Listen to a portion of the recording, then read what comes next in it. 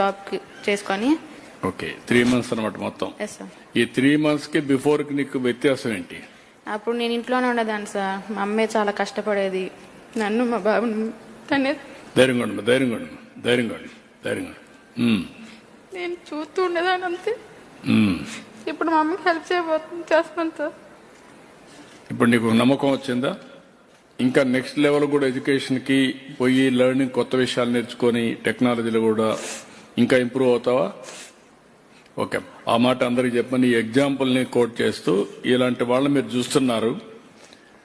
ఆ అమ్మాయికి ఈ సమయంలో కానీ ఈ సహాయం లేకపోతే మామూలు కూలి పని చేసుకోవడమో, ఇంటి దగ్గర ఉండిపోవడమో, నిరాశ నిస్పృహల్లో ఉండేది.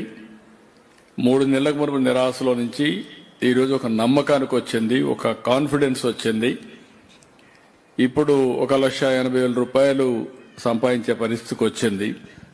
అంటే మనం గుర్తుపెట్టుకోవాల్సింది, ఎక్కువ ఉండే బంగారు కుటుంబాలు కానీ, అదే మరి ఇంకొక పక్కన మార్గదర్శకులు గుర్తుపెట్టుకోవాలి.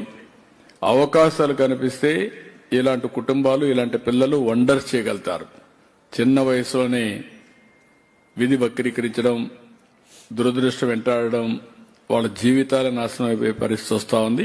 ఆ అమ్మాయి is a best example for all of us. ఒకసారి ఇని మీరు ఆశీర్వదించాల్సిందిగా మిమ్మల్ని అందరినీ కోరుతున్నా. చెప్పమ్మా, నీ మెసేజ్ ఏంటి అందరికీ చెప్పమ్మా.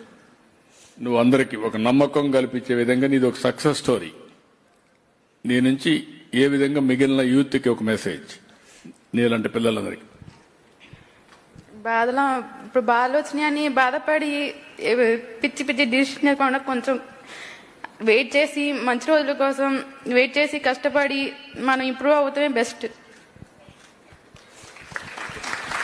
Thank you sir.